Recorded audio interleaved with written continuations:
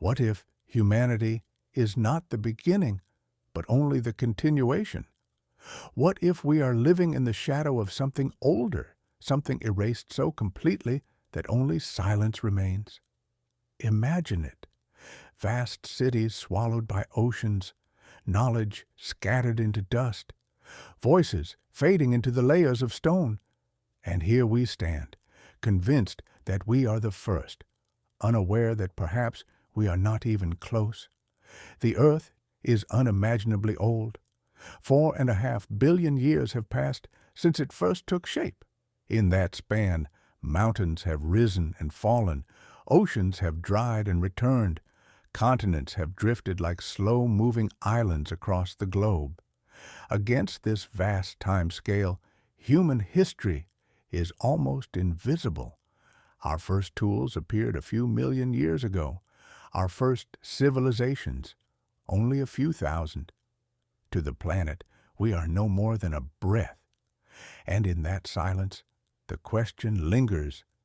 If there had been another civilization, millions or even hundreds of millions of years before us, would we even know? Here lies the first conflict. We like to believe that the past is knowable, that if something had been here, we would have found its traces by now. But stone erases, oceans erase, fire, ice, and time erase.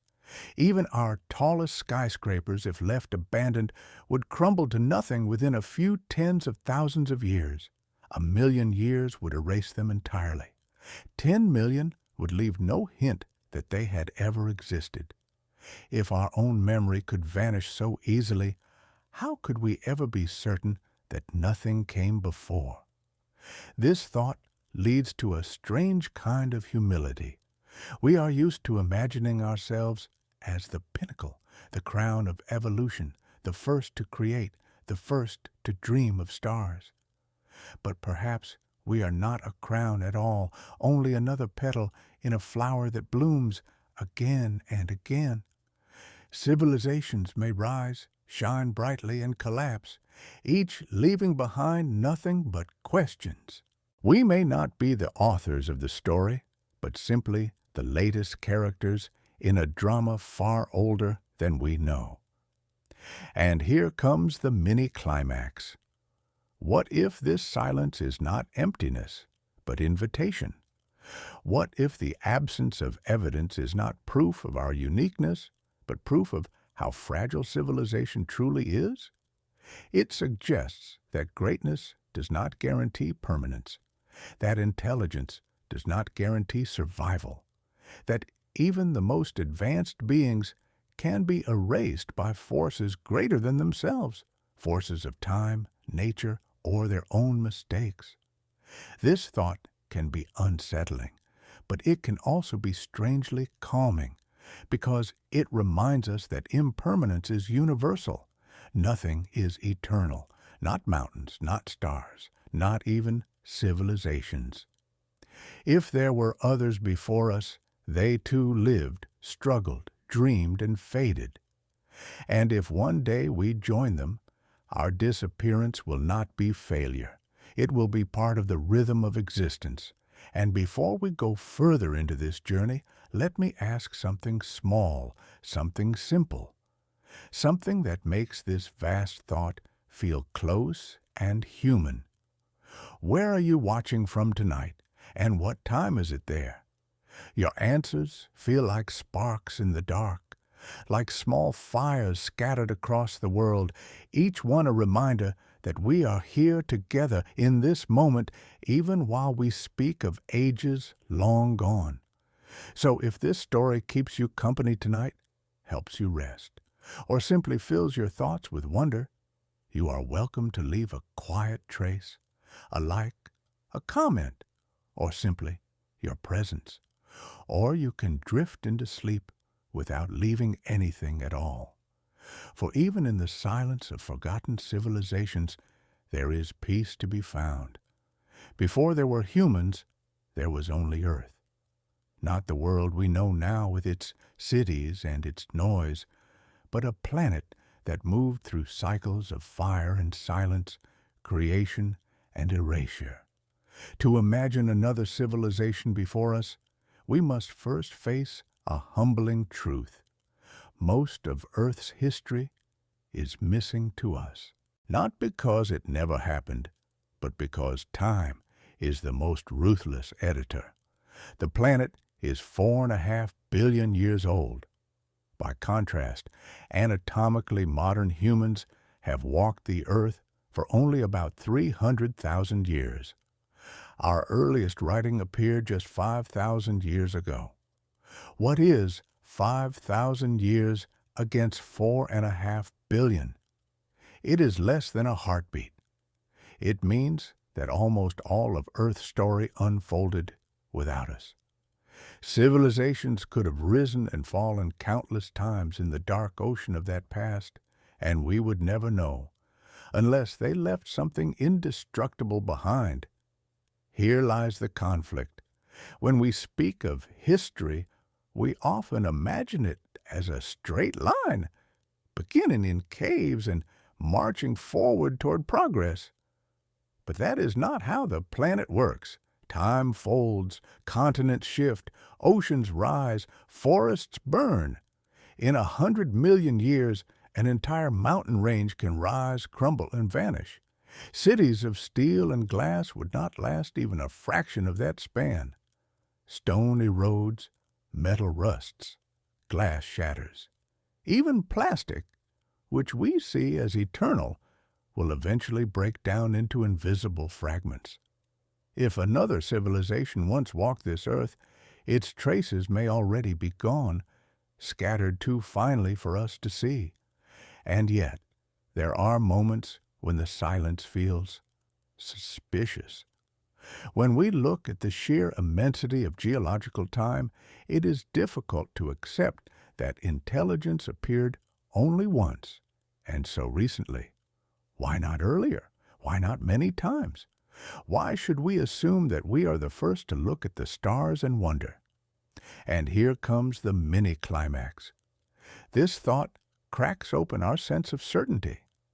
It reminds us that the earth is not a stage built for us, but an ancient theater in which countless performances have already played and ended. We are not the whole story. We are a late act, standing on a stage layered with forgotten scripts, burned backdrops, and the ashes of dramas no one remembers. This can feel unsettling, but it can also bring a deep calm, because it shows that our fragility is natural, that even if we vanish one day, the earth will continue, life will continue, and perhaps, someday, another intelligence will stand where we stand now, asking the same questions, wondering if they are the first. If the past is hidden, then stone is the book where the earth has written what little it allows us to read. Layers of rock stretch back through time, each one a page of history pressed down by weight and silence. Fossils lie embedded within, whispers of forms that lived and vanished. Volcanic ash marks disasters. Sediment marks oceans that came and went. Yet even this immense record is incomplete. Most of the book is missing, torn out by erosion, crushed by pressure, melted back into fire. To grasp this is to see how much space there is for the unknown. Consider this. The oldest rocks on Earth are over 4 billion years old, but they are rare. Most of the planet's surface is much younger, replaced again and again by shifting tectonic plates. In fact, nearly every trace of Earth's earliest history has been destroyed. If a civilization existed hundreds of millions of years ago, what evidence could survive? Very little, perhaps nothing at all. Here lies the conflict. On the one hand, we trust science to tell us that life grew slowly, from cells to fish to reptiles to mammals, with intelligence emerging late. On the other hand, we know that the geological record is full of gaps. Whole ages are missing. Entire ecosystems have been erased. Between the lines of stone, there is silence, and in that silence, there is room for the unthinkable. Imagine compressing Earth's history into a single calendar year. Modern humans would appear only in the last few minutes of December 31st. Our civilizations, our stories, our skyscrapers, all of them would exist for only a blink before midnight. That leaves the rest of the year, 11 months and 29 days, uninhabited by us. Could another intelligence have lived in that expanse of time? Could they have walked their own path, built their own world, and left no trace that we can find now? And here comes the mini-climax. The stone does not say no. It only stays silent. Silence is not proof of absence. Silence is simply the space where possibility hides. We may look at the layers of the earth and see only fossils and minerals, but beneath what is written, there may have been whole chapters erased, civilizations pressed out of existence, their memory crushed into dust and folded back into the mantle. This thought is humbling.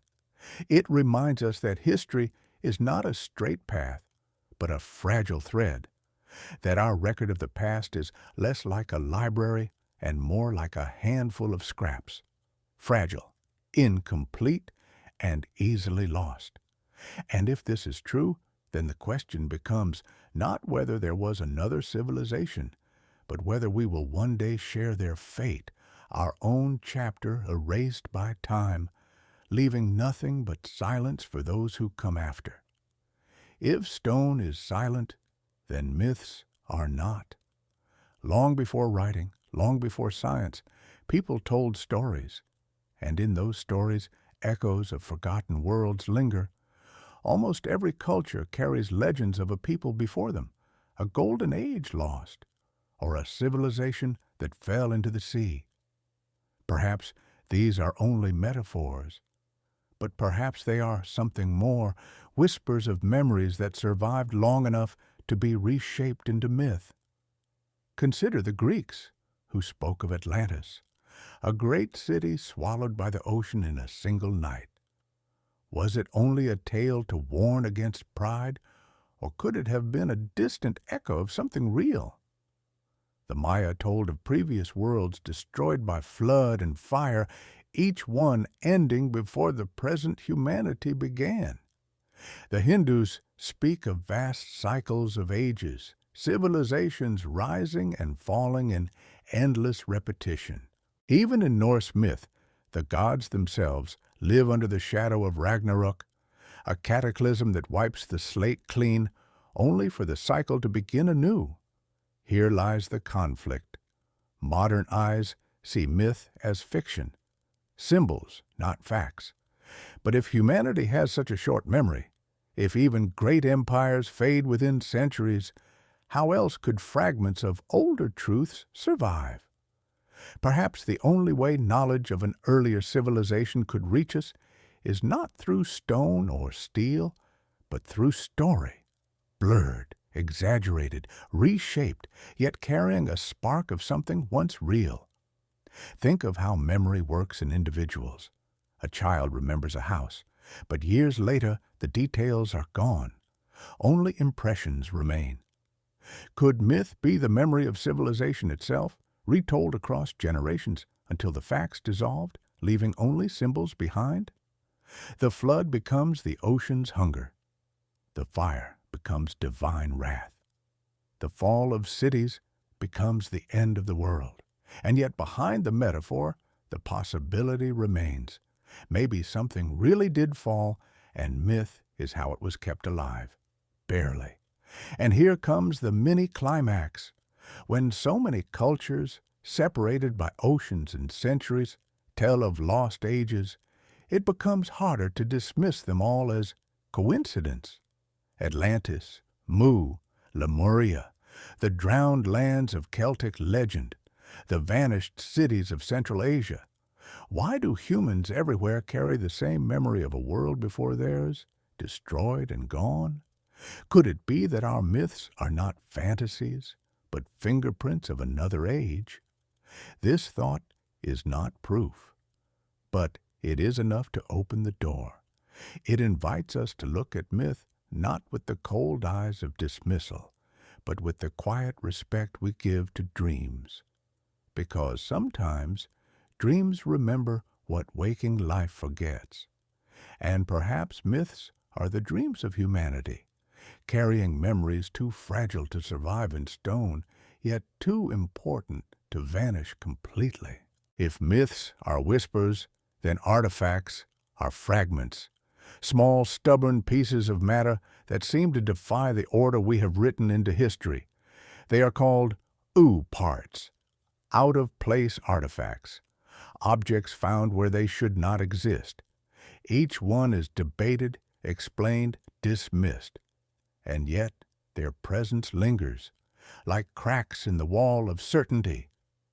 Consider the Antikythera mechanism, pulled from a shipwreck in Greece over 2,000 years old. A device of gears so precise it could track the movements of the heavens, built long before such complexity was thought possible. We accept it now as genius ahead of its time. But what if it was not ahead, but a faint echo of something remembered from further back?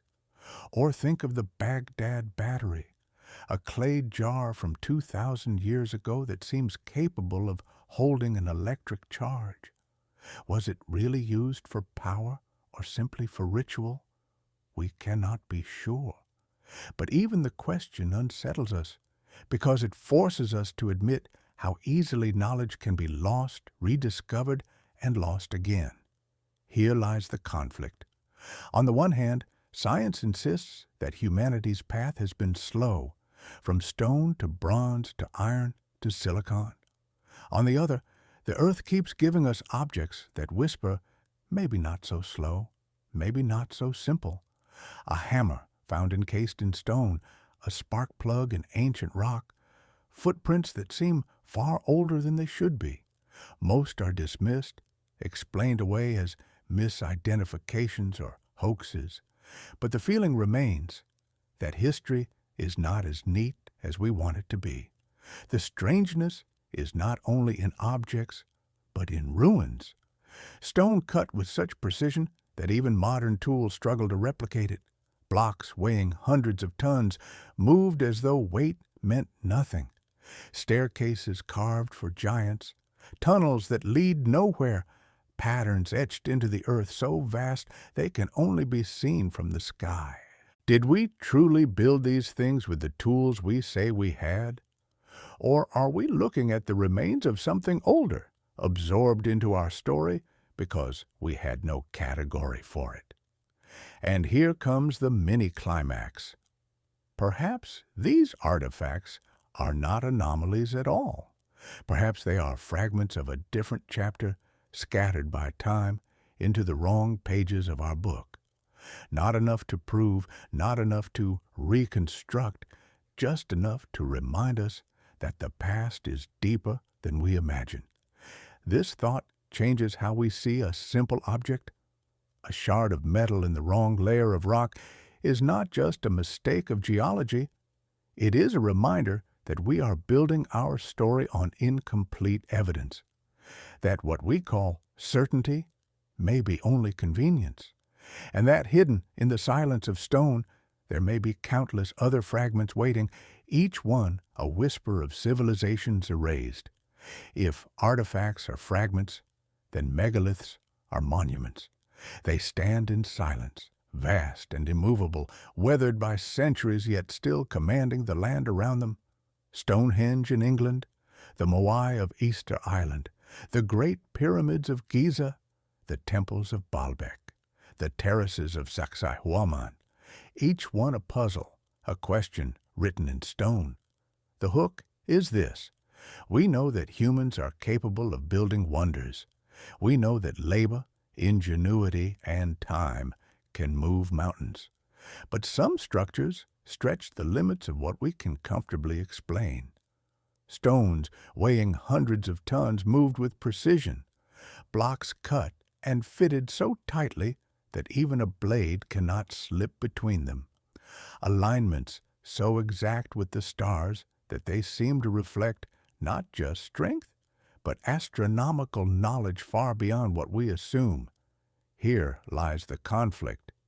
If we accept the conventional view, then these are the triumphs of early humanity, proof that our ancestors were far more ingenious than we give them credit for.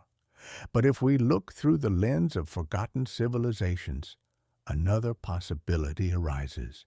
What if these megaliths are not the beginnings of human knowledge, but its remnants? What if the reason we marvel at them is not because they were the first, but because they were echoes of something older, remembered dimly and carried forward into new hands? Consider Baalbek in Lebanon, where the foundation stones weigh over 1,000 tons. Even with today's machines, moving them would be an extraordinary challenge. How were they transported and placed in antiquity? Or think of the trilithons of Stonehenge aligned perfectly with the solstices, a calendar written in stone. Were these achievements the spark of human genius alone, or the faint survival of techniques passed down from somewhere deeper in time? And here comes the mini-climax. The megaliths may not be proof of another civilization, but they are proof of something unsettling. Knowledge does not rise in a straight line. It flares, it flickers, it fades. What is lost can be rediscovered. What is discovered can be lost again.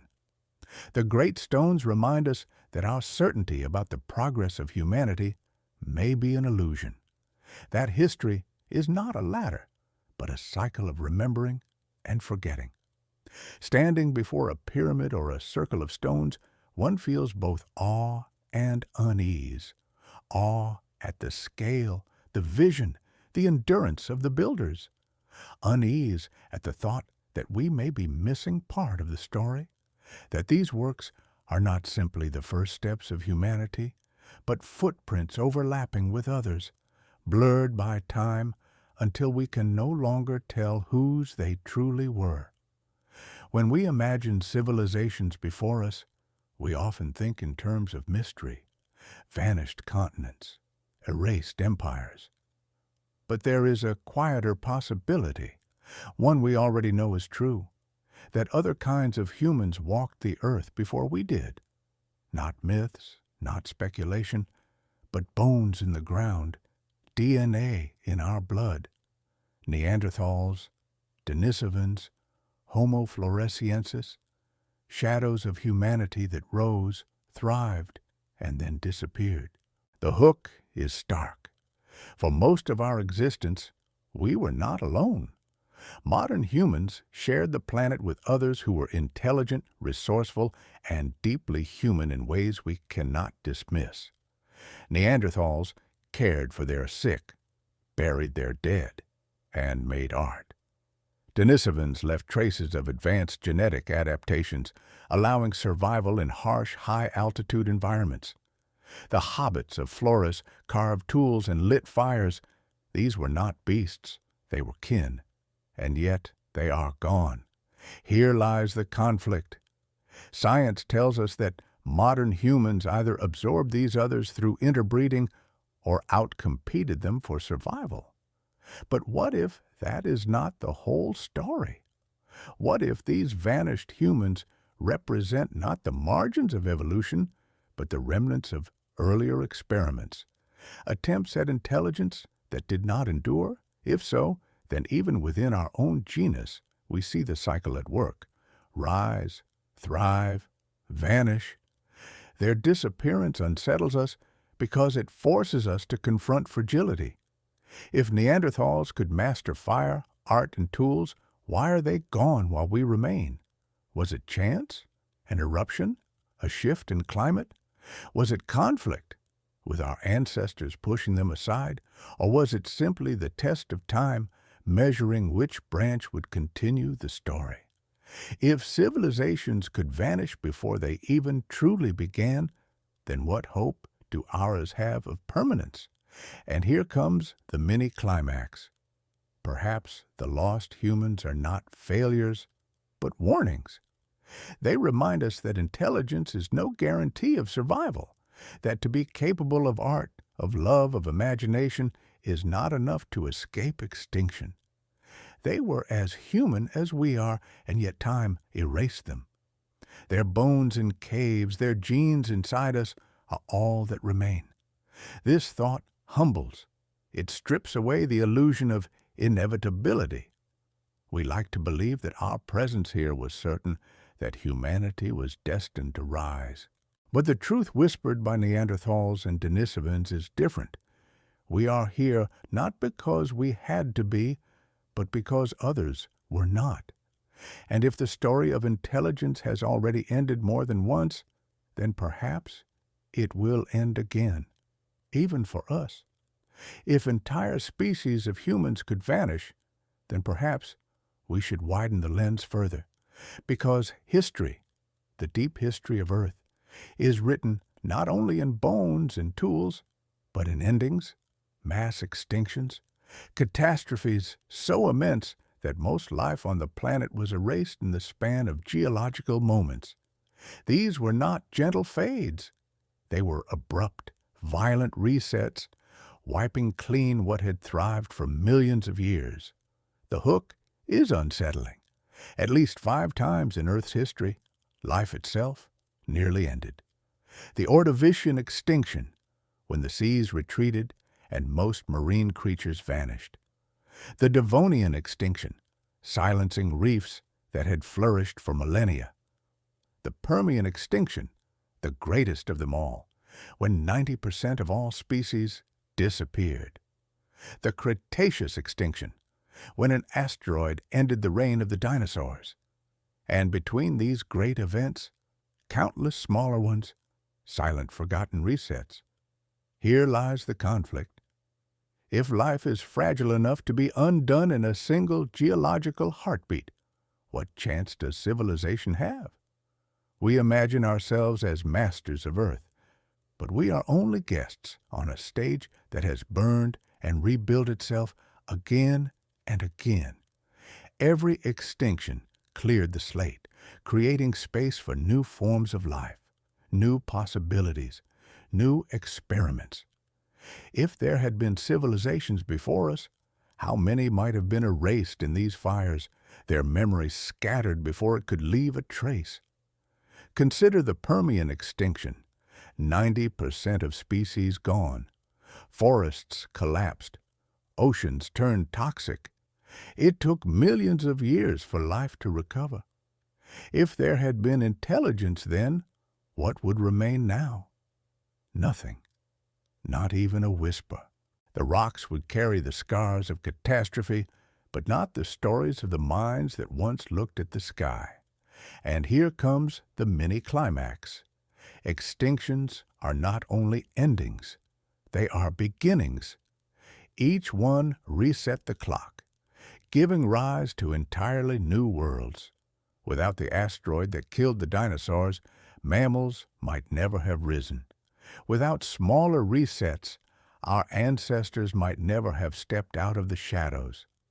But this also means that if civilizations came before, they were not only destroyed, they were deliberately cleared away by the rhythm of Earth itself. This thought is both terrifying and comforting. Terrifying because it shows that nothing we build is safe from the planet's cycles. Comforting because it suggests that life itself endures, even when civilizations do not. We are not the first to face fragility. We are simply the latest. And perhaps one day, after us, something else will rise again in the silence we leave behind. Among scientists, the question of ancient civilizations is rarely raised. It sounds too much like myth, too much like fantasy. And yet, there is one serious proposal that dares to ask, if a civilization had existed millions of years before humans, would we even be able to find it? This is known as the Silurian hypothesis, named half in jest after reptilian beings from old science fiction. But behind the playful name is a profound and unsettling thought. The hook is sharp. Our record of Earth's past is thin. Most of the planet's surface is younger than 200 million years. Older crust is recycled, melted, reformed. If a civilization had thrived in the age of dinosaurs or even before, its cities and machines would be gone.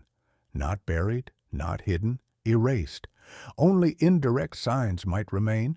Changes in climate, chemical signatures in the soil, anomalies in carbon layers. Civilization itself would vanish like smoke. Here lies the conflict. We assume intelligence is recent because we see no evidence otherwise. But the Silurian hypothesis reminds us that absence of evidence is not evidence of absence. It suggests that our tools, our plastics, our metals, even nuclear waste, would not last more than a few million years. Future geologists studying the Earth long after us would not find our skyscrapers or our roads. They would find only thin chemical scars, perhaps a strange spike of carbon, perhaps the faint trace of mass extinction. That would be all. And if that is true of us, then what of others? Could there have been a civilization in the Permian, or the Devonian, or even earlier? Could there have been minds that dreamed under skies where dinosaurs walked? The thought stretches the imagination, but it cannot be disproven. The rocks do not say no. They only stay silent. And here comes the mini-climax. The Silurian hypothesis reframes the mystery. It tells us that looking for skyscrapers in the fossil record is foolish. What we must look for are patterns. Sudden rises in carbon, unexplained metals, anomalies in isotopes. If we found such signs, we could not be sure whether they came from volcanoes, asteroids, or something else. But the possibility would remain: intelligence before humanity, lost to time. This idea humbles us. We imagine ourselves as unique, as the first to look up at the stars. But perhaps we are not. Perhaps we are only the most recent note in a song that has been played many times, each verse erased when the page was turned. And perhaps one day we too will be reduced to nothing more than a chemical scar, a thin line in the stone, leaving the next civilization to wonder, were we alone, or were there others before us? When we search for proof of forgotten civilizations, we imagine ruins waiting patiently beneath the soil, intact and untouched. We picture temples beneath jungles, cities buried in deserts, entire worlds frozen in time. But the earth is not a gentle archivist. It does not preserve for us. It erases. It reuses. It buries and transforms until even memory itself dissolves into stone. The hook is blunt. If our own civilization ended today, how long would its remains endure? Within decades, nature would breach every wall. Roots would split the concrete, vines would creep across glass and steel. Within centuries, skyscrapers would crumble. Within millennia, forests and rivers would sweep away what was left. In 1,000,000 years, the land would be clean, as if nothing had ever been built. Stretch that to 10 million, and even the idea of us would be gone. Here lies the conflict. We like to imagine permanence. The pyramids feel eternal. The Great Wall winds across hills like a spine that cannot break. But permanence exists only on the scale of human memory. On the scale of the earth, even mountains vanish. Glaciers grind stone into powder. Volcanoes bury landscapes in ash.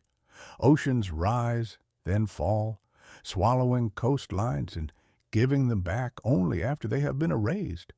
Consider ice.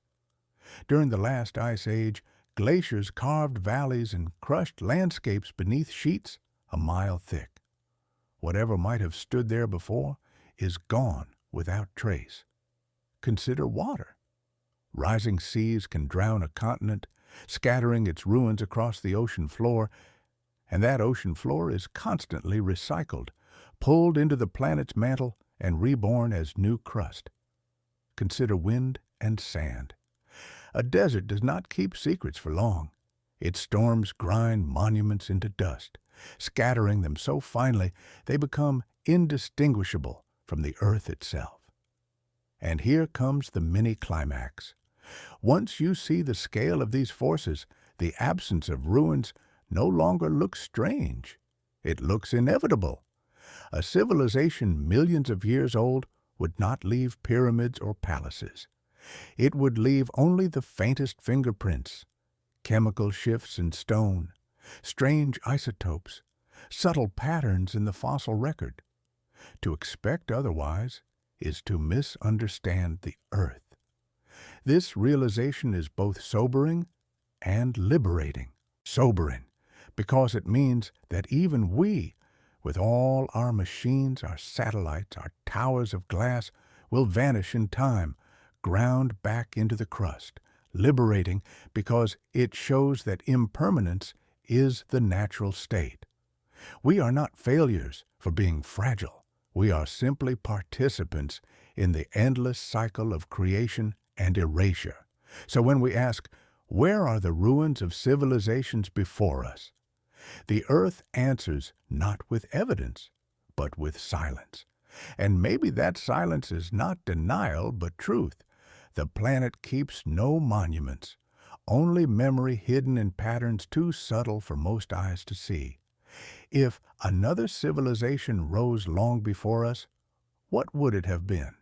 We imagine them in our image, towers, cities, machines like ours. But perhaps that is the greatest mistake. A civilization older than humanity may not have looked human at all. It may not have built in stone or steel. Its form, its tools, even its sense of purpose could have been utterly different. The hook is this: intelligence is not bound to our shape. The earth has carried countless forms of life: reptilian, avian, aquatic, mammalian. At different times, any of these could have risen toward complexity. Dinosaurs thrived for over 150 million years, far longer than us. Could some branch of them have reached awareness, built societies, created symbols, only to vanish in the shadow of extinction? And if they had, would we even know? Here lies the conflict. We assume that civilization means fire, metal, architecture, but what if intelligence found another path? A species that shaped not stone, but biology, crafting living tools instead of machines. A culture that left no metal, no writing, only genetic changes in plants and animals that vanished with time. Or an aquatic civilization that built with coral and shell, leaving nothing behind once the seas shifted. If such worlds existed, their traces would be indistinguishable from nature itself. Consider this: what we define as progress may simply be our version of it. Stone to bronze, bronze to iron, iron to silicon.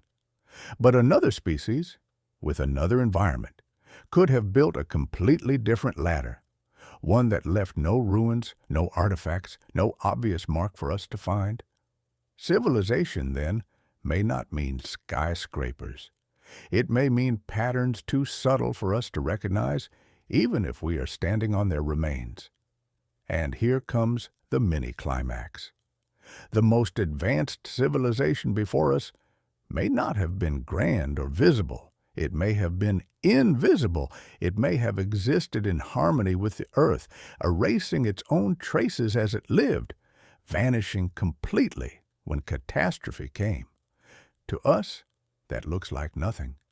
But perhaps nothing is the perfect evidence, because only a civilization that truly understood impermanence would leave no scars at all.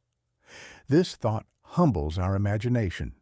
It reminds us that to search for others is not only to look for ourselves in the past, but to open our eyes to possibilities we cannot yet picture. And if we cannot imagine them clearly, then perhaps they are closer to truth than any image we could create. When we think of technology, we imagine wires and circuits, engines and machines. We measure progress by the weight of metal and the glow of screens. But technology, at its root, is simply the ability to shape the world with knowledge. And that means it does not have to look like ours at all. The hook is this: nature itself is already filled with technologies older and subtler than anything we have built. The brain of a dolphin is a living computer, capable of complex communication across oceans. Ant colonies create decentralized systems that solve problems without leaders, resembling algorithms running in soil and sand. Fungi weave underground networks that transmit signals between trees, an organic internet pulsing in the dark. If intelligence can grow in such forms, then why should we assume that a civilization before us would have chosen our path of stone, fire, and steel? Here lies the conflict. We search for ruins, for tools, for artifacts. But what if an earlier civilization left none? What if their mastery was biological, not mechanical? They could have engineered ecosystems instead of engines, cultivated living organisms to perform tasks we assign to machines. Such creations would vanish quickly after collapse, dissolving back into soil and water, leaving almost nothing for us to find. Imagine a society that bred plants to grow into architecture, vines into bridges, shells into vessels, or one that learned to manipulate genetic codes the way we manipulate silicon, designing creatures to carry out work. In time, all of it would decompose. No ruins, no metal, no stone, only fragments in the fossil record, indistinguishable from natural evolution. The earth would have absorbed their works entirely. And here comes the mini-climax. Perhaps this is why we see nothing. Perhaps we are looking for the wrong signs. We search for skyscrapers, but what if the truest technology is the one that leaves no scars? A civilization that built with life itself would vanish completely, erasing itself so cleanly that the only evidence would be its absence. To us, this looks like emptiness, but to them, it might have been perfection. This thought reshapes what we mean by progress. Our machines may not be the pinnacle, but simply one expression of intelligence. Another species, another age, might have chosen a path where technology was indistinguishable from nature. And if so, then maybe the greatest civilizations are not the ones that leave behind towering monuments, but the ones that leave behind nothing at all. If fragments of civilizations can be hidden in stone, then perhaps echoes survive in story.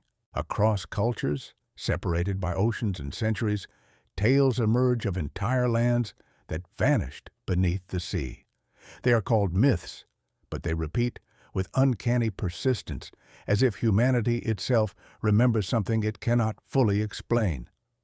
The hook is familiar yet haunting. Atlantis. Plato's story of a great island beyond the Pillars of Hercules, rich in knowledge and power, swallowed by the ocean in a single night of fire and waves. To many, it is allegory, a warning against pride. Yet the image has endured for millennia, its shadow falling over every discussion of forgotten civilizations. But Atlantis is not alone. In the Pacific, Polynesian traditions tell of lands lost to the sea, remembered in chants and navigational lore. In Hindu texts, the land of Kumarikandam is said to have sunk beneath the Indian Ocean, taking entire cultures with it.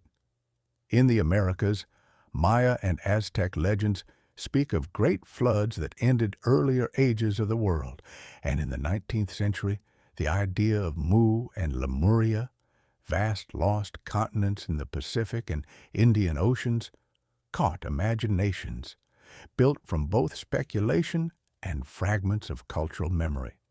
Here lies the conflict. Scholars dismiss these tales as metaphors, inventions, or misunderstandings of geology. And perhaps they are. But what if they are also distorted memories? If seas have risen and fallen countless times, if coastlines have shifted and drowned, why could there not have been cultures whose homes were erased by the ocean? If an island civilization fell beneath the waves 10,000 or even 50,000 years ago, what would remain today? Almost nothing, only stories. And here comes the mini-climax. The persistence of flood myths across the world may not be coincidence. From Mesopotamia's Epic of Gilgamesh to the biblical Noah, from Aboriginal Australian legends to tales from the Arctic, cultures everywhere remember waters that rose, worlds that ended, and people who vanished. Perhaps these are not literal accounts of a single event, but collective memories of many, fragments of lost coastlines, drowned valleys, and maybe even lost civilizations. This thought reframes myth. It reminds us that story is not only invention, but survival. Knowledge too fragile to endure in stone can sometimes live in memory, passed across generations until it becomes song, ritual, legend. When the land itself is gone, only voices remain. And sometimes voices are all the evidence we will ever have. If myths tell us what may have been lost, then ruins show us what somehow endured. Across the world, ancient architecture challenges our assumptions. Vast stone blocks, precise cuts, alignments with stars, structures so complex that even today they stir debate. Were these simply the triumphs of human ingenuity, or are they traces of knowledge carried from deeper sources, fragments of something older than recorded history? The hook begins with the pyramids of Giza. For centuries, they have stood against desert winds, their geometry so precise that even modern engineers marvel at the effort required. We know they were tombs, but their scale and perfection suggest more.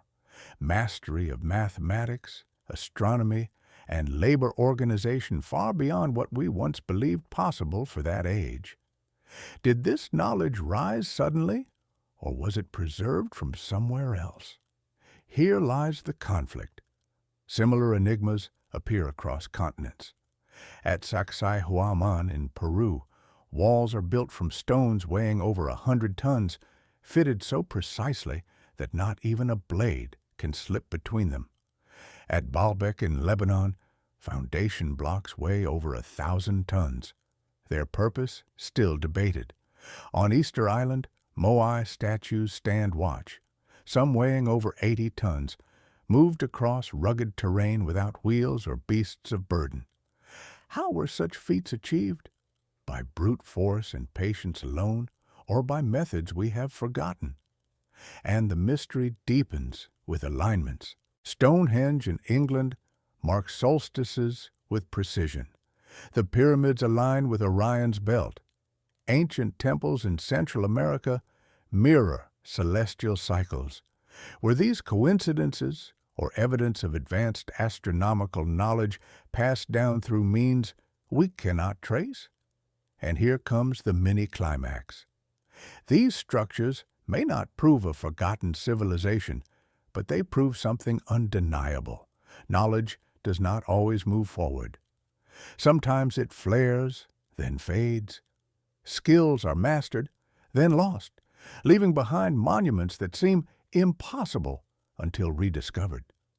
The stones themselves are not just walls. They are reminders that human memory is fragile and that wisdom, once forgotten, feels indistinguishable from mystery. This thought humbles us.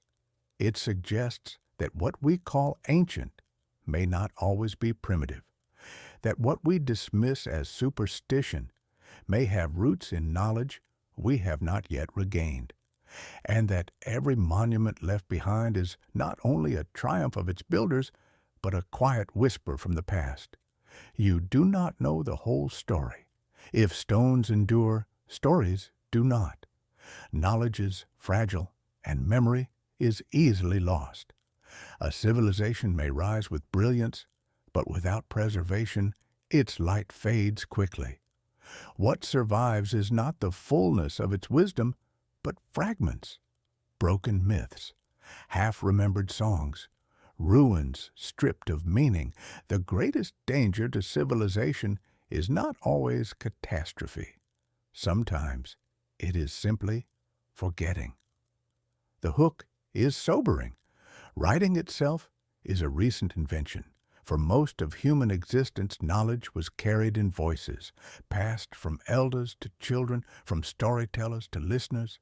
A single broken chain, a generation silenced by famine, by war, by displacement, and whole libraries of memory could vanish. Even when writing appeared, it was vulnerable. Clay tablets crumbled, papyrus rotted, parchment burned. A single fire in the library of Alexandria erased centuries of thought. What then of civilizations without any written record at all? Here lies the conflict. We assume knowledge accumulates, but often it does not. It rises, then falls. Techniques mastered by one generation may be forgotten by the next. Consider Roman concrete, whose recipe was lost for centuries, or Greek fire, a weapon whose formula remains unknown. Consider Mayan astronomy, more precise than European systems of the same era, nearly erased until rediscovered by modern scholars. If we can lose knowledge so easily in just a few centuries, how much more could have been lost across thousands or millions of years? And knowledge is not only practical, it is meaning itself. A temple without context becomes only stone. A statue without its story becomes only shape. Without the thread of memory, we inherit ruins we cannot interpret. We stand among them, marveling at their size, but blind to the reasons they were built. A forgotten civilization may not need to vanish physically. It vanishes when we no longer understand it. And here comes the mini-climax. The fragility of memory means that civilizations do not need fire or flood to disappear. They can simply dissolve into silence, their wisdom evaporating till only shadows remain. We may walk on the same ground, touch the same stones, and never know who was there before us. Their voices do not need to be silenced by catastrophe. Time alone is enough. This thought is both unsettling and gentle. Unsettling, because it shows how temporary our own knowledge may be. Gentle, because it reminds us that forgetting is part of being human. We are not failures for losing the past. We are only participants in the endless rhythm of remembering and forgetting, building and erasing, speaking and falling silent. If civilizations before us have risen and fallen, if knowledge has flared and faded, if even entire species of humans have disappeared, what does that say about us? Are we different, or are we simply next in line? The question hangs heavy. If others were erased, why should we believe we will endure? The hook is sharp. Impermanence is the rule, not the exception. Dinosaurs ruled the earth for over 150 million years, yet they vanished in a geological instant. Neanderthals thrived across continents, and now they live only in fragments of our DNA. Entire ecosystems, entire worlds of life have collapsed again and again. Against this backdrop, humanity's time is not long. A few thousand years of civilization, a few hundred of industry, barely a blink. Why should our story be immune to the same fate. Here lies the conflict. We tell ourselves that we are different because we are intelligent, because we have technology, because we can shape the earth itself. But what if these are not protections, but vulnerabilities? What if intelligence makes us more fragile, not less? Our machines burn fuel that changes the climate. Our weapons can destroy entire cities. Our global networks connect us, but also make collapse more sudden, more total when it comes. The very tools we believe make us immortal may be the ones that hasten our end. And yet, the thought is not only grim, because if civilizations have risen before, then collapse is not the end of life. It is only the end of a chapter. After every extinction, life returned. After every silence, something new appeared. If others vanished, we still remain. And if we vanish, something else may come after us, as natural as sunrise following night. And here comes the mini-climax. To realize this is to confront humility. We are not guaranteed survival. We are not immune to the rhythm of Earth. But we are also not meaningless. If our civilization ends, it will not erase us. We will have been real. Our works, our dreams, our questions will have existed, even if they vanish without trace. And perhaps that is enough. This thought cuts both ways. It can frighten because it shows that all we build may crumble. But it can also soothe because it reminds us that nothing is wasted. Even civilizations that vanish leave behind influence in genes, in soil, in the quiet memory of the planet itself. If we too are destined to fade, then we will simply be part of the same endless cycle. If civilizations before us vanished, then what about ours? Are we truly different? Or are our vulnerabilities simply disguised beneath the glow of technology? We see ourselves as strong, global, connected, advanced. Yet beneath the surface, our world may be far more fragile than we imagine. The hook is stark. For all our progress, we remain tied to the same forces that shaped and ended civilizations before us: hunger, climate, conflict, and time. A drought can still break nations. A plague can still silence cities. A war can still undo decades of stability. We like to think technology has lifted us above these threats, but in truth, it has only woven them into larger, more dangerous webs. Here lies the conflict. The very systems that make us powerful also make us vulnerable. Our cities depend on invisible networks, electricity grids, satellites, supply chains. If one thread snaps, the whole fabric trembles. A single failure in digital systems can paralyze finance, transport, communication. In earlier times, collapse was local. A kingdom could fall while the world went on. But in our age, collapse would be global, sudden, and difficult to recover from. And then there is the Earth itself. We push its climate with fire from our machines, altering air and ocean. Storms grow stronger, seas rise, crops wither in places that once flourished. We build walls against the water, but the tide keeps coming. The same forces that ended worlds before us, fire, ice, flood, are stirring again. And this time, the cause is not only nature, but us. And here comes the mini-climax. Perhaps we are not less fragile than earlier civilizations, but more. For all our strength, we are balanced on sharper edges. The more we build, the more we have to lose. The more we connect, the faster collapse can spread. Intelligence has given us power, but it has also multiplied our risks. This thought can be frightening, but it can also bring perspective. Fragility does not mean failure. It means honesty. To admit our vulnerabilities is to see ourselves clearly, not as untouchable masters, but as participants in the same story that has unfolded for millions of years. And perhaps by recognizing our weakness, we can learn to live differently, not as conquerors of the earth, but as caretakers, aware that our survival is never guaranteed, but always possible. If earlier civilizations fell, perhaps they did not need asteroids or ice ages to end them. Perhaps the greatest danger comes not from outside, but from within. Civilizations carry seeds of their own undoing.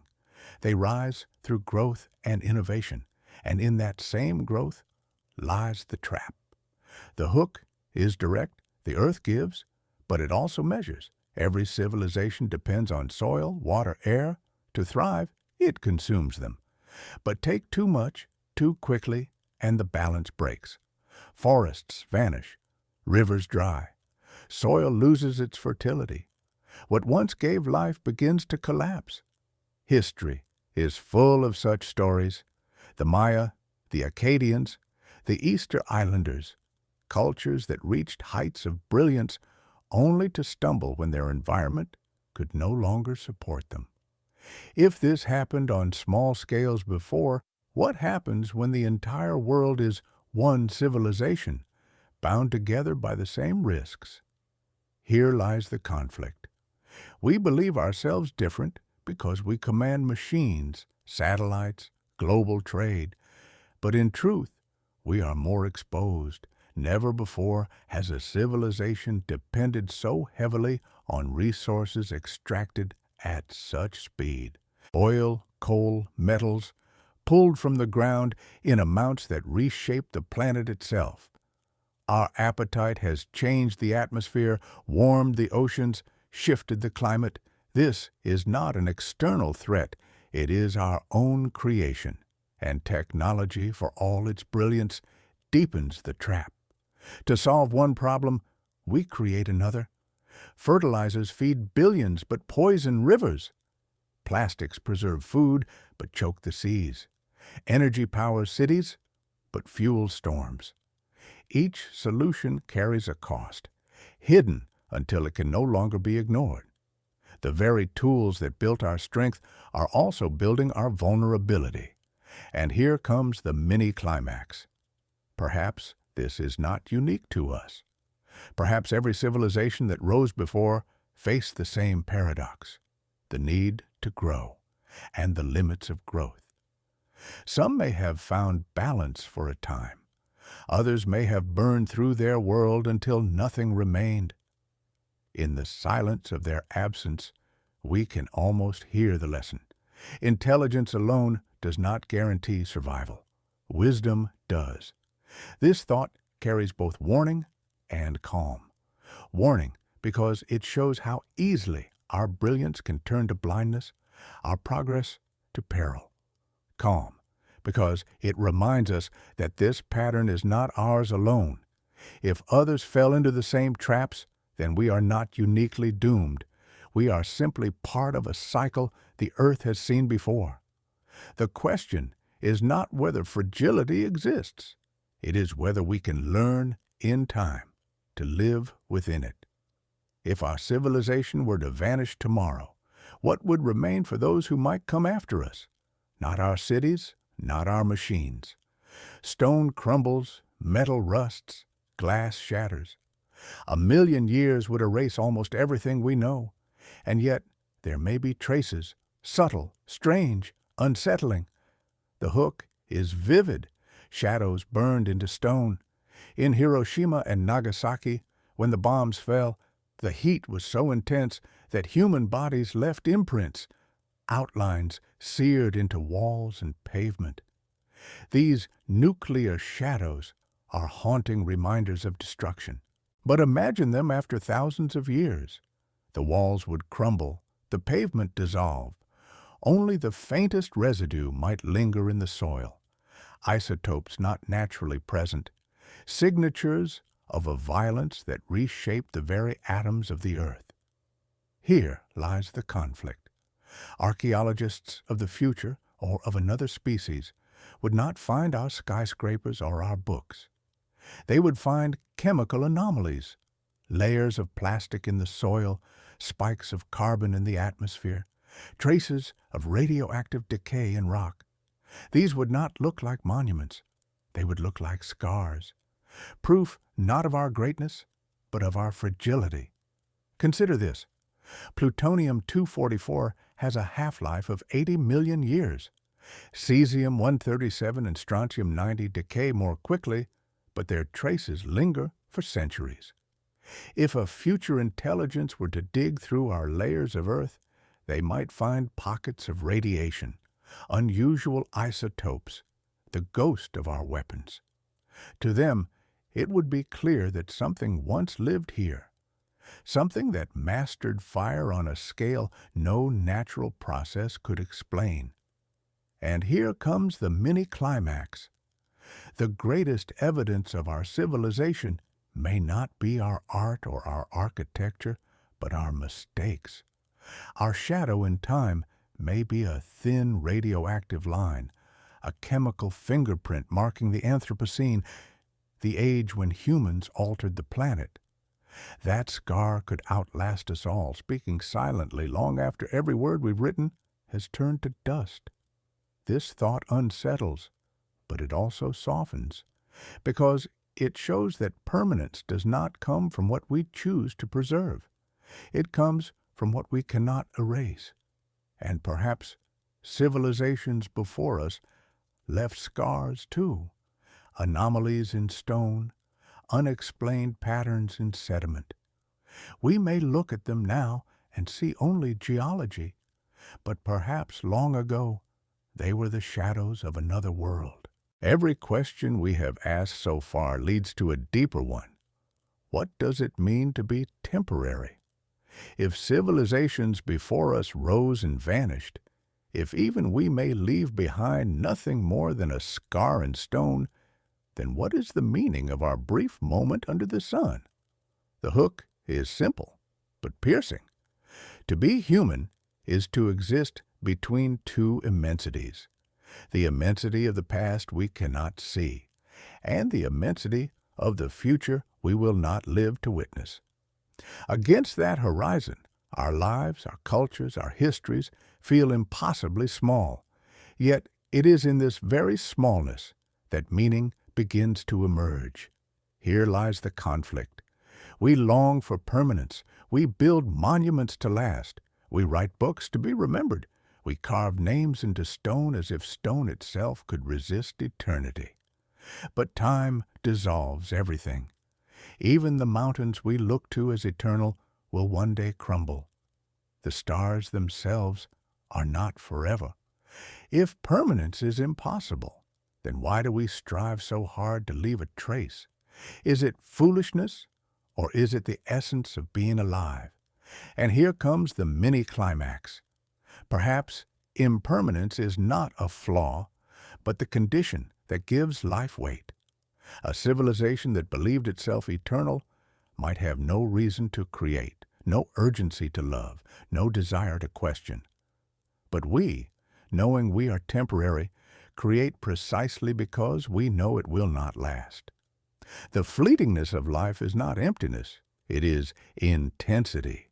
The brief fire burns brighter because it knows it cannot endure. This thought softens the fear of erasure. If other civilizations existed before us and vanished, their absence does not mean they were meaningless. It means their moment was theirs. Their dreams were real while they lived them, just as ours are real now. The truth of their existence does not depend on whether we remember them, and the truth of ours does not depend on what survives us. To be temporary is to belong to the rhythm of the earth. Birth and death, rise and fall, memory and forgetting. The cycle is endless, and we are part of it. We may long for permanence, but perhaps the greater wisdom is to accept our place in impermanence, to see it not as loss, but as belonging. When we speak of civilizations before humanity, We instinctively picture beings like ourselves, hands shaping tools, eyes watching the stars, minds building cities. But what if this is only projection? What if the builders of an earlier world were not human at all? The hook is unsettling.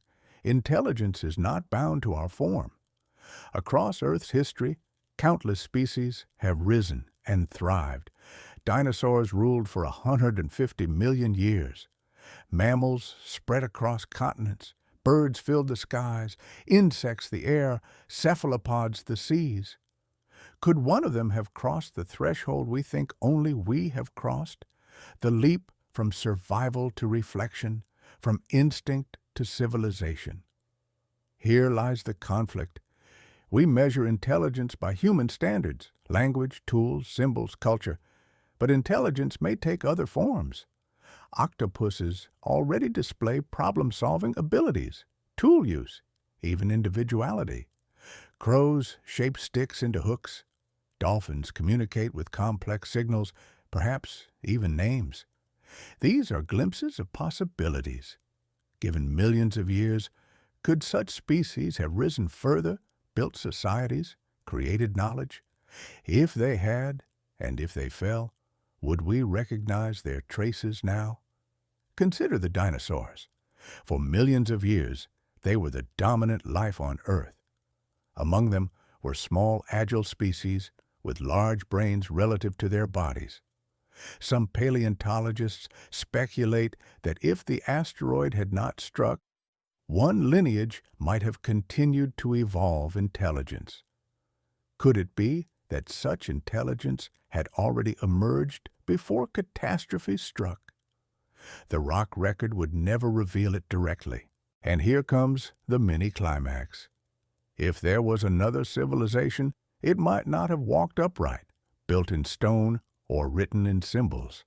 It might have swum in oceans, flown in skies, or lived in forms so alien we would not even recognize their works as civilization. We might be standing on the remnants of their world right now, mistaking their legacy for nature itself. This thought shifts perspective. It reminds us that humanity is not the measure of all things.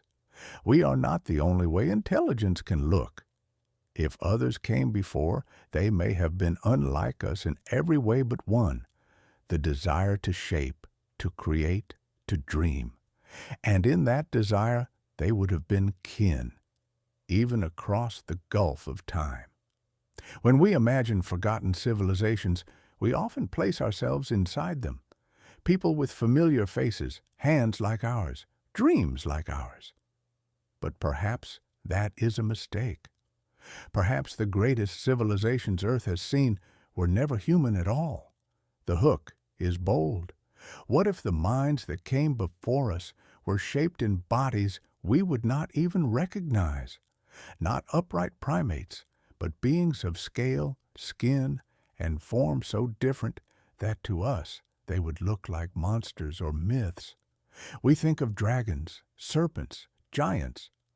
But what if these legends are only blurred memories of beings that were real in some distant age? Here lies the conflict. We like to believe that intelligence must follow our path: tools, fire, writing, machines. But intelligence is not one path. It is many. A creature of the ocean might build civilization with sound, weaving songs into memory instead of carving symbols into stone. An insect-like species might create order through colonies, building cities from resin and clay that dissolve when their kind is gone. A reptilian mind might carve into the earth itself, leaving only tunnels and hollows, indistinguishable from natural caves after millions of years. Consider how different the earth once was. Before humans, forests of giant ferns covered continents. Insects the size of birds filled the skies. Reptiles grew to unimaginable size. If intelligence had emerged in such a world, its works would not resemble ours.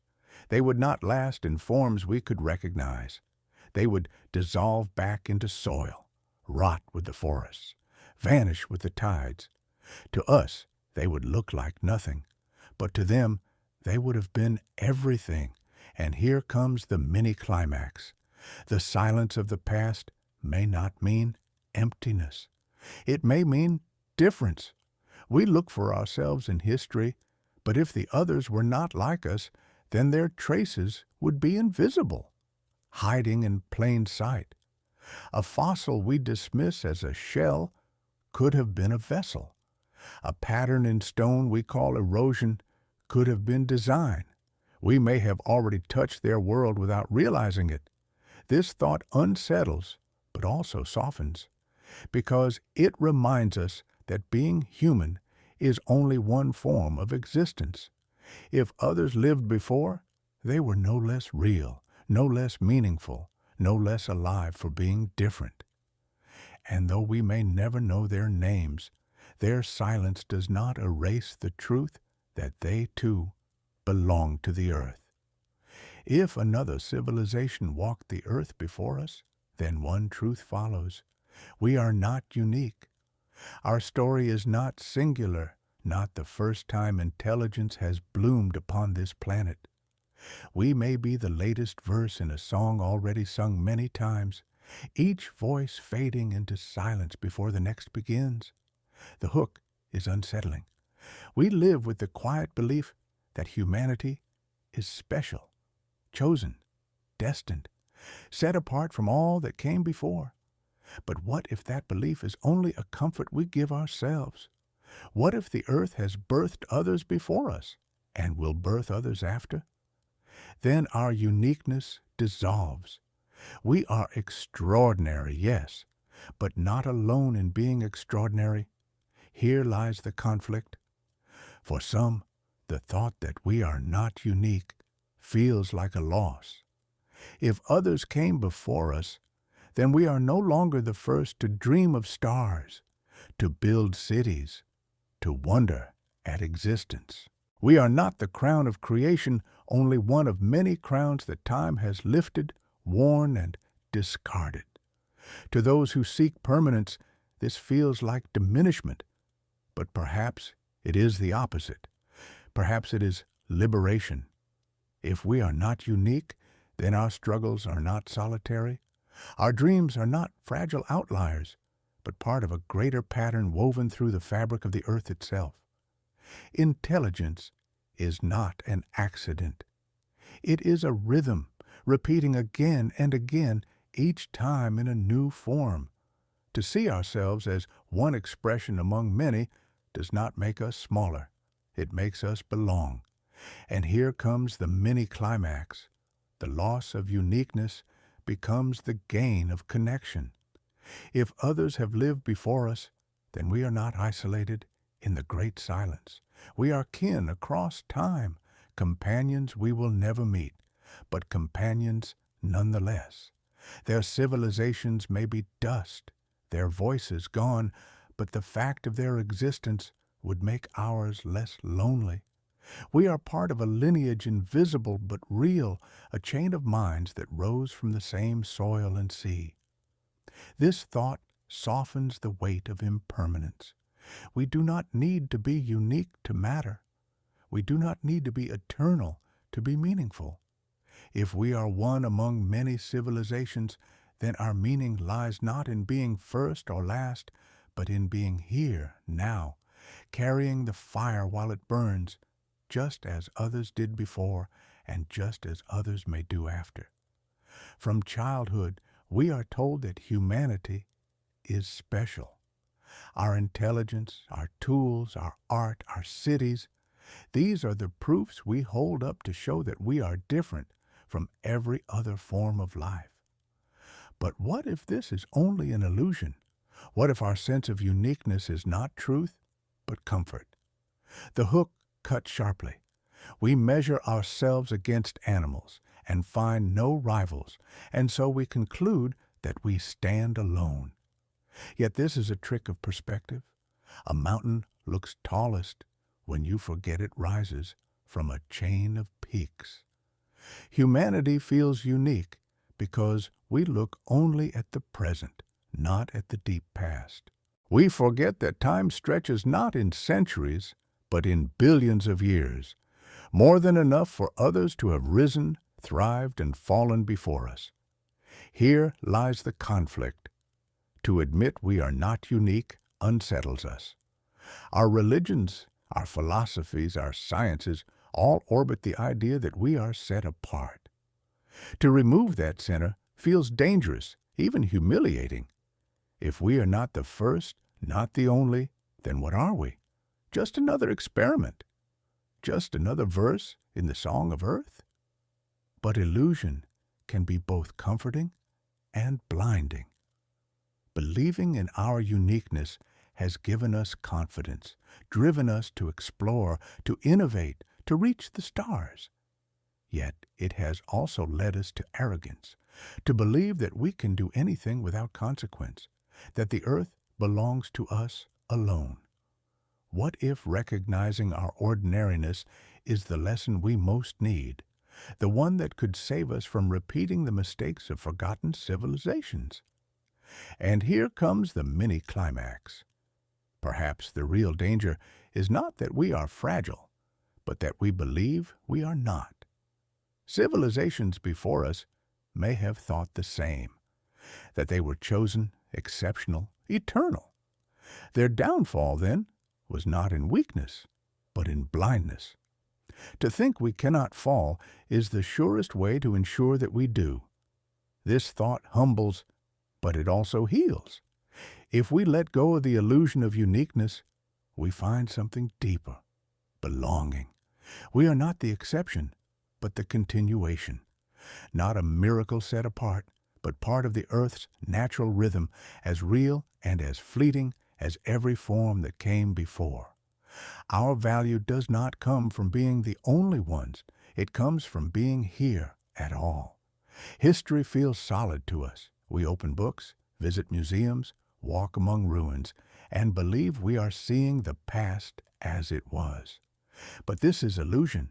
What we call history is only a fraction of what once lived.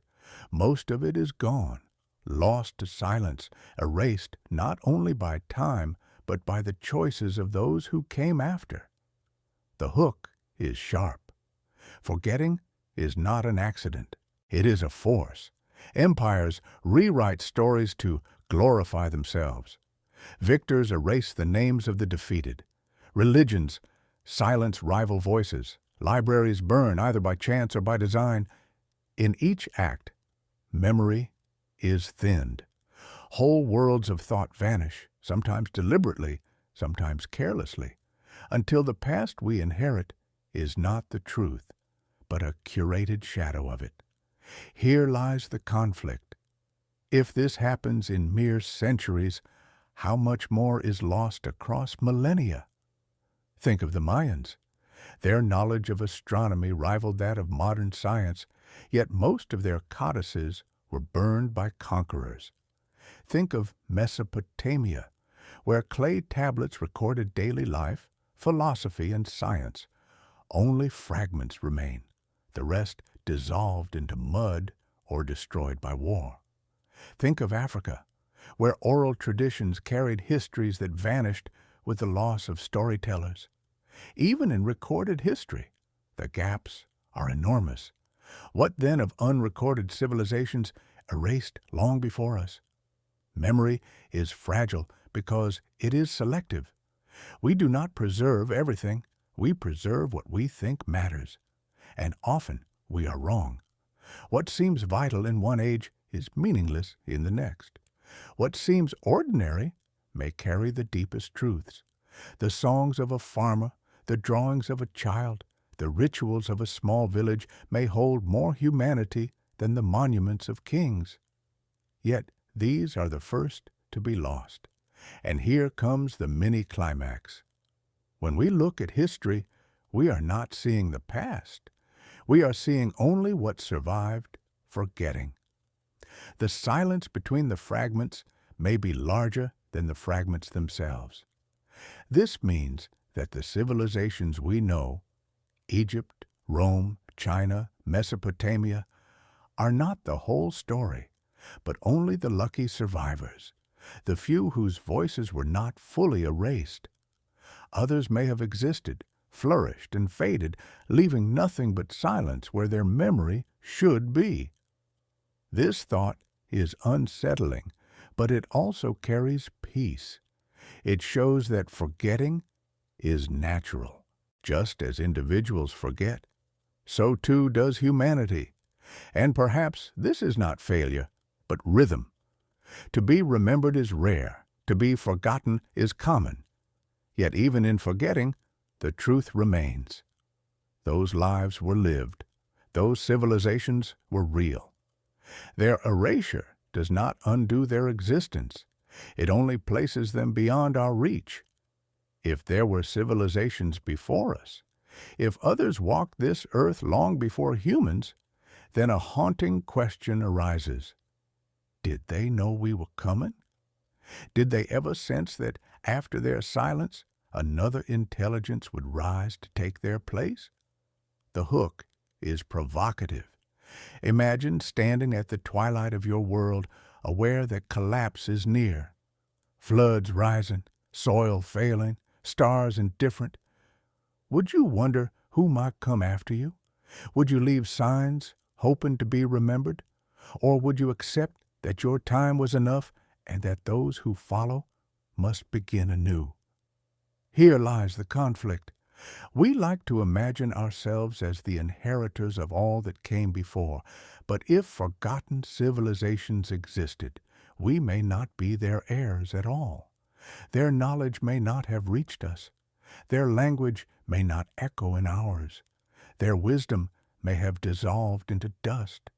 If they thought of us, they may have hoped we would carry their fire forward. Yet the truth is, we carry only silence.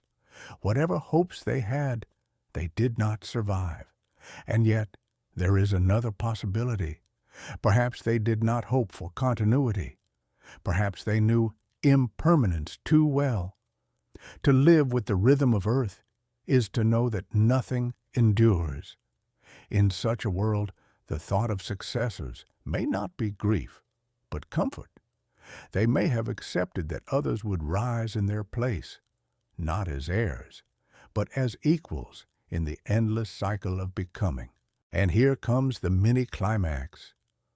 What if the deepest connection we share with forgotten civilizations is not memory, but empathy? The quiet recognition that they too once looked ahead into the unknown, wondering if they were the first or the last. Perhaps we are living the very question they once asked, repeating it across ages.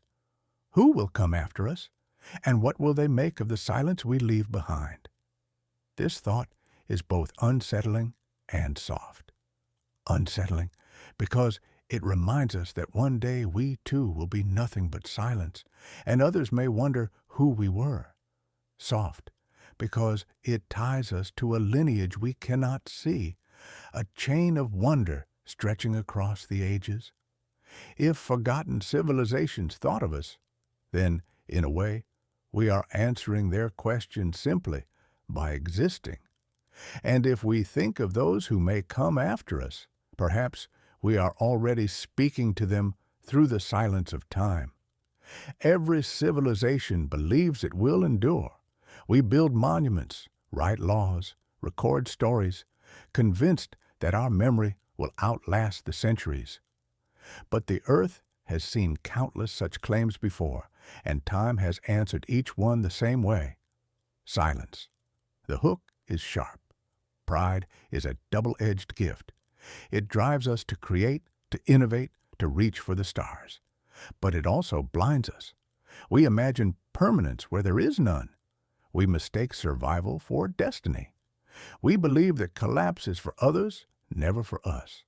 And in that illusion, we repeat the same mistakes as those who came before. Here lies the conflict. Pride tells us we are unique. It whispers that no other civilization has reached our heights, that no other intelligence could compare. But what if this is illusion? What if the earth has heard this same song before, civilizations declaring themselves eternal only to vanish? Our pride may not set us apart, but bind us to the same cycle. The very belief that we cannot fall may ensure that we do. History is filled with warnings. The Roman Empire believed its reach unshakable, and it crumbled. The Maya built great cities that forests reclaimed. Mesopotamia thrived between rivers that later swallowed its fields with salt. Each thought itself mighty. Each became dust. Their pride was not wrong to celebrate their achievements. It was wrong to believe those achievements guaranteed survival. And here comes the mini-climax. Perhaps forgotten civilizations too fell to pride. They may have exhausted their world, convinced it would continue to provide. They may have fought wars they believed they could not lose. They may have trusted too much in their permanence, only to find that nothing is permanent. Their silence now is a mirror of our own reflection, showing us not only what was, but what may be. This thought humbles, but it also frees. To accept that pride blinds us is to see clearly. We do not need to believe we are eternal in order to matter. We do not need to imagine ourselves above collapse in order to live fully. Instead, we can accept our fragility, our impermanence, and still create, not because it will last, but because it is real while it exists. The truth may be simple. Civilizations rise, civilizations fall. Pride does not stop the cycle, but humility may soften it, reminding us that meaning is not found in eternity, but in the brief fire we carry while it burns. If everything fades, if even the greatest civilizations are erased by time, then how should we live with that truth? For some, the thought is unbearable. Why build? Why dream? Why create, if all will vanish? Yet perhaps the question itself hides the answer.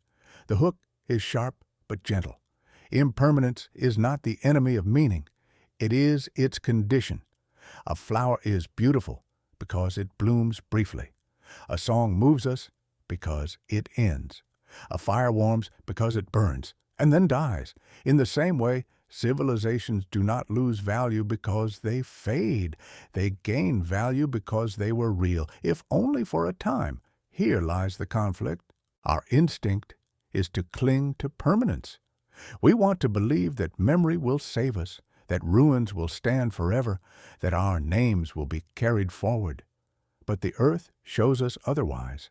Memory is fragile. Stone erodes. Even stars burn out. Does that mean our efforts are worthless? Or does it mean that worth must be found not in duration, but in presence? Consider how we live as individuals. Each of us knows that life is finite. Yet we do not say our days are meaningless because they end. We say they are precious because they do. Why should civilizations be different? To last forever is not the measure of value. To exist at all is miracle enough. And here comes the mini-climax. Once we accept impermanence, life changes. We no longer build only for eternity. We build for now, for each other, for the brief beauty of creation in its moment. A poem matters, even if the paper burns. A city matters even if the forest will reclaim it. A civilization matters even if the earth will forget it. For the time it exists, it is true. This thought is not resignation. It is liberation. If all is temporary, then meaning is not bound to what endures. It is bound to what is lived. Forgotten civilizations, if they existed, were not failures because they vanished. They were lives lived, dreams dreamed, worlds real in their time. And so are we. To live with this truth is to let go of the fear of erasure.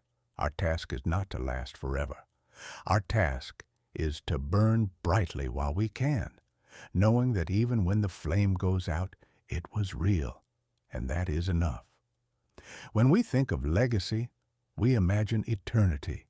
We picture our work standing forever, our names carved into stone, our ideas carried endlessly forward. But eternity is not for us. The earth erases, time forgets, and nothing remains untouched. Perhaps meaning is not in the eternal, but in the temporary. The hook is tender, but piercing. The candle does not fail because it burns out. Its value lies in the light it gave while it lived.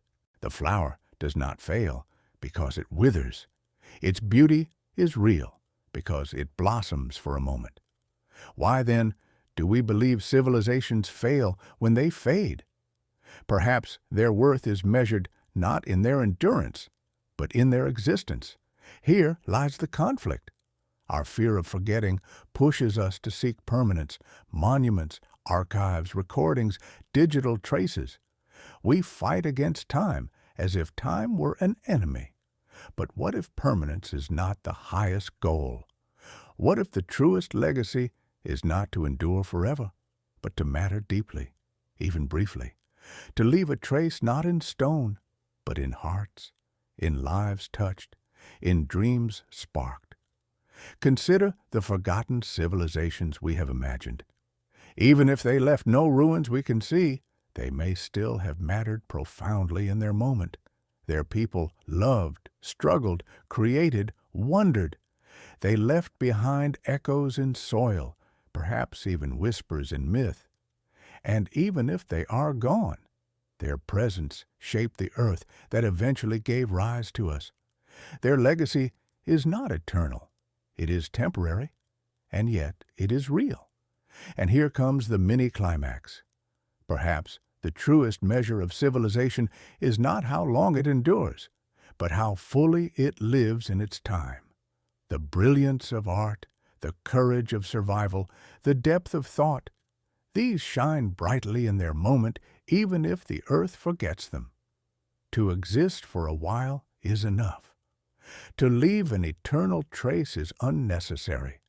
This thought softens the weight of impermanence. It reminds us that we too are temporary, and that is not a failure. We need not be eternal to be meaningful. Our cities may fall, our words may fade, but while they are here, they matter. The purpose of a civilization is not to resist erasure. It is to live fully before it comes.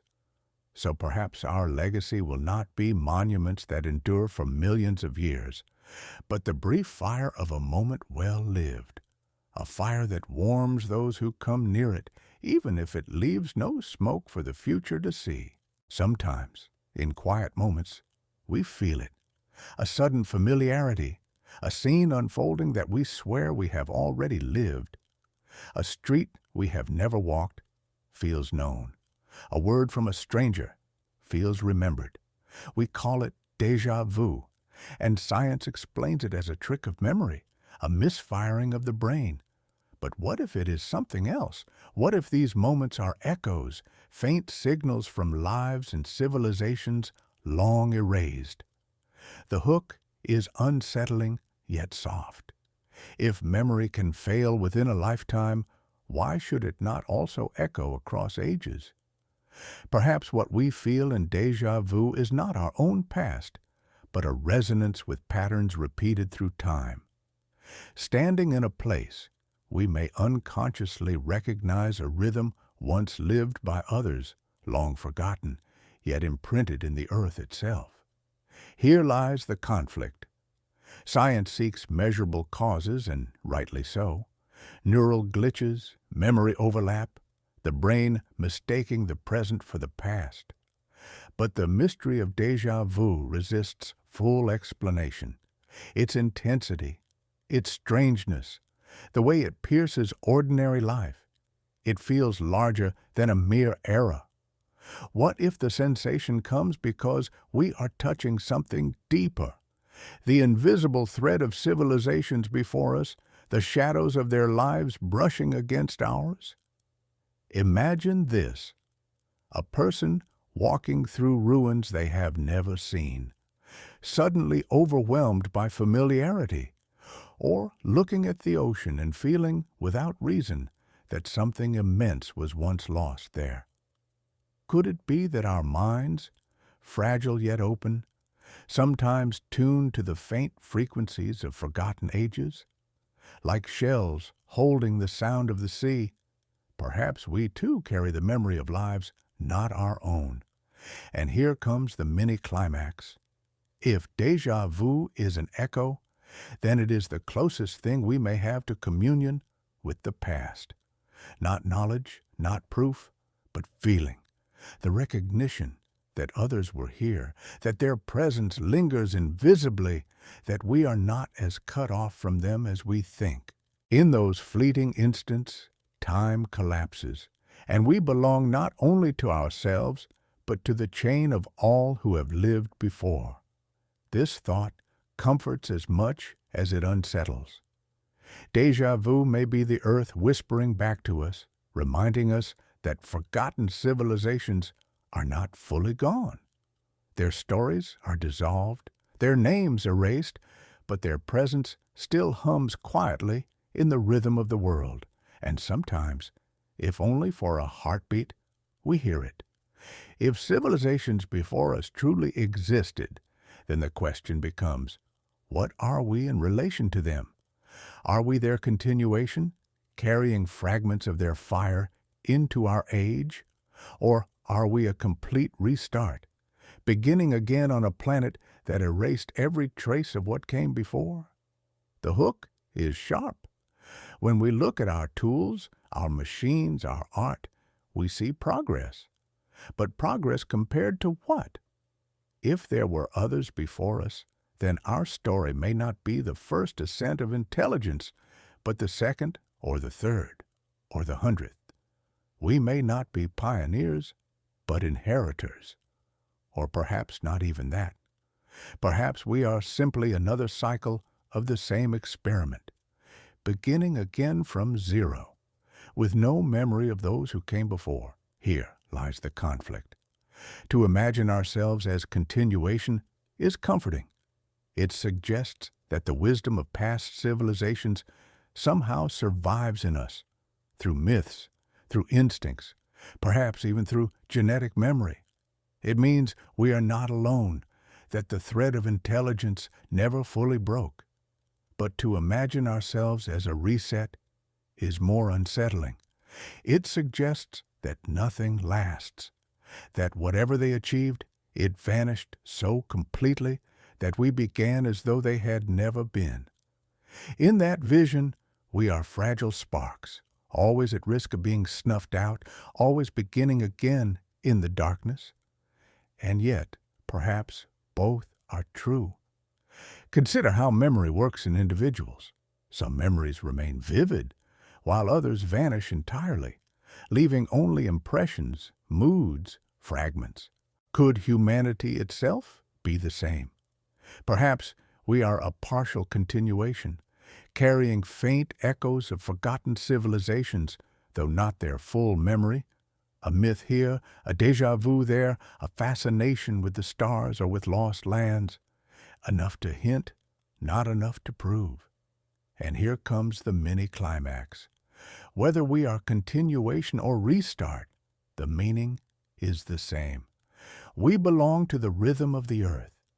If we are continuations, then we are part of a great lineage, carrying forward a fire too powerful to be extinguished completely. If we are restarts, then we are proof of resilience, the earth's insistence on trying again and again until intelligence blooms once more. This thought softens the fear of erasure. Even if our civilization falls, it may not be the end. Perhaps, like those before us, we will be forgotten. But perhaps forgetting is not the final silence. Perhaps it is simply the clearing of space for something new to rise just as we did. Continuation or reset. In either case, the song continues. If civilizations before us left little or nothing behind, then what of us? What will remain when our cities crumble, when our voices fall silent, when our lights go out? What will we leave for the future to find, if anyone is there to look? The hook is piercing. When we think of legacy, we imagine monuments, skyscrapers, satellites, digital archives, endless data floating in the ether. But what happens when the power fails, when servers rust, when glass shatters? In 1,000 years, most of what we cherish will be gone. In 1,000,000, almost everything. Our legacy may not be what we expect. Here lies the conflict. We want to be remembered for our art, our wisdom, our progress. But what may endure is different. Plastics in the soil, carbon in the atmosphere, radiation in stone. Our most lasting gifts to the earth may not be our beauty, but our scars. And if another intelligence were to rise millions of years from now, these are the traces they would find. Not our stories, not our songs, but the chemical ghosts of our mistakes. Yet there is another side. Perhaps our legacy is not only in matter, but in influence. The earth has already been reshaped by us. Species have vanished because of us. Landscapes transformed, climates altered. Even if no one remembers us, the world itself will carry our fingerprints. We will have changed the trajectory of life, just as earlier catastrophes, asteroids, volcanoes, ice ages, shaped it before. And here comes the mini-climax. The question of legacy is not what lasts, but what matters. If forgotten civilizations existed, their legacy may not be ruins or monuments, but us. Perhaps they cleared the way for our rise, their absence making space for our presence. If so, then even in silence, they are part of our story. And perhaps we too will someday be the invisible ancestors of whoever comes next. This thought softens the weight of erasure. To leave something behind is inevitable. It may not be what we choose, but it will be real. And meaning does not depend on eternity. Meaning is in the fact that we lived, that we changed the earth, that we added our voice to the long chorus of existence. If others walk here after us, they will walk on the traces of our presence, whether they recognize them or not. If the earth has erased civilizations before, then why should ours be different? We like to believe that our technology, our reach, our knowledge will protect us. But the truth may be more sobering. Perhaps our civilization, too, will vanish without a trace, leaving no memory for the future. The hook is stark.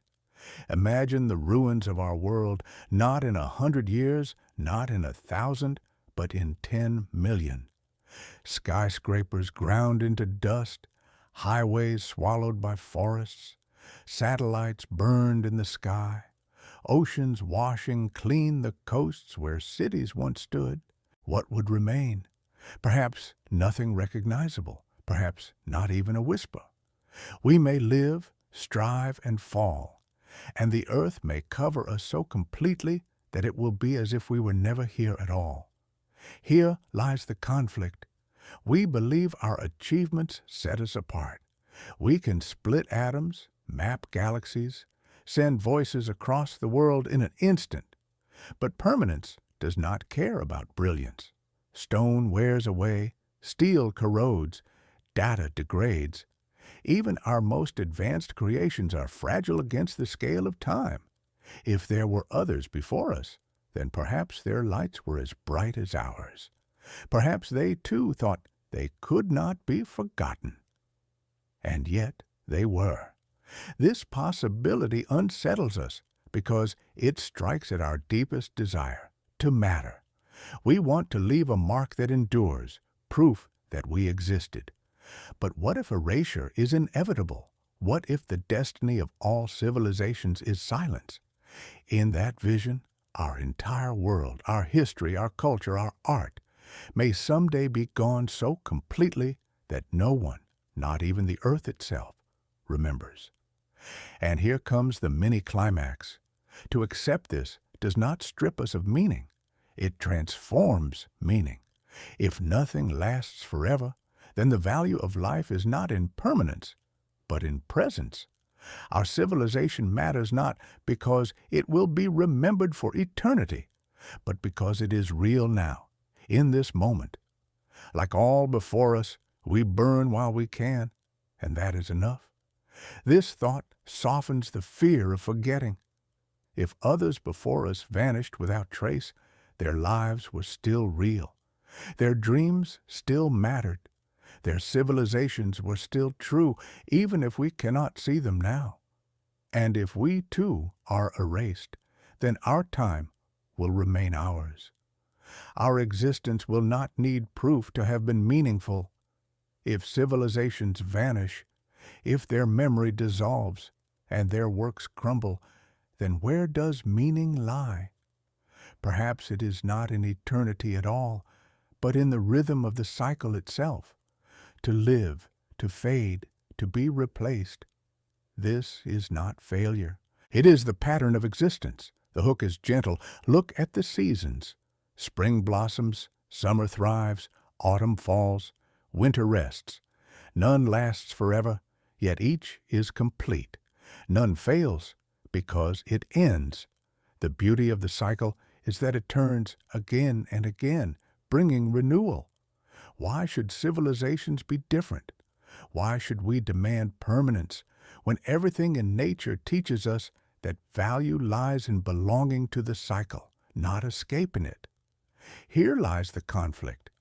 Our pride makes us resist this truth. We crave eternity. We want to stand outside the rhythm, to be the one exception. Yet in resisting, we bring ourselves only fear. We fear collapse. We fear erasure. We fear silence. But what if the true peace comes from acceptance? To see that even if we vanish, we will not be alone. We will join all that has come before, folded back into the earth, making way for what will come after. Consider the forests. Each tree grows, falls, decays, and nourishes the soil for new life. The forest itself endures because no single tree does. Perhaps civilizations are the same. Egypt fell, but humanity endured. Rome fell, but culture endured. And if humanity itself falls, life will endure. The cycle is larger than us, and in belonging to it, we find our place. And here comes the mini-climax. Permanence is an illusion, but belonging is real. To be part of the cycle is to be part of something greater than ourselves. Forgotten civilizations were not failures because they ended. They were participants in the endless rhythm of becoming. And so are we. Our worth is not in resisting the cycle, but in living our part of it fully, knowing that the earth will continue to sing long after our voices fade. This thought soothes. It frees us from the burden of eternity. We do not need to last forever to matter. We only need to belong to the cycle of earth, to the flow of time, to the great chorus of life that has risen and fallen countless times before us. Eternity is not our gift, but participation is, and in that there is peace. And so, after all the questions, after myths, ruins, shadows, and silence, we arrive at a simple truth. We may never know if civilizations came before us. The earth has hidden its past too well. Stone erases, oceans swallow, time dissolves.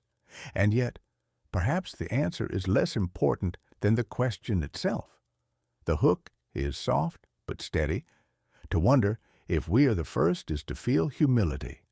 It pulls us out of our illusion of uniqueness and sets us gently in the rhythm of the earth. Whether we are pioneers or merely participants, our existence is no less meaningful. We are part of something vast, mysterious, and endlessly renewing. Here lies the conflict. If we demand certainty, we will be disappointed. The earth offers no final proof, no uncovered city, no undeniable artifact that can answer our questions beyond doubt. Silence will likely remain. But perhaps certainty was never the point. Perhaps the purpose of the question is not to solve history, but to reshape our perspective, to remind us of our fragility, our impermanence, and our place in the great cycle of time. And here comes the final climax, gentle and quiet. To know that we are temporary is not a cause for despair. It is a call to presence. Forgotten civilizations, if they existed, were real while they lived. Their voices filled the air. Their feet pressed into the soil. Their dreams reached for the stars. Even if nothing remains, their lives mattered, and so will ours, whether or not the future remembers us. This thought brings peace. We do not need eternity to be significant. We do not need to be unique to belong. Our worth is not measured by permanence, but by the depth with which we live our moment. To ask if others came before is to recognize that life is bigger than us, that intelligence may rise again, that the song of existence has many verses, and we are only one of them. So tonight, as you rest, perhaps let the question remain unanswered, not as a burden, but as a comfort. If there were others before us, then we are kin across time.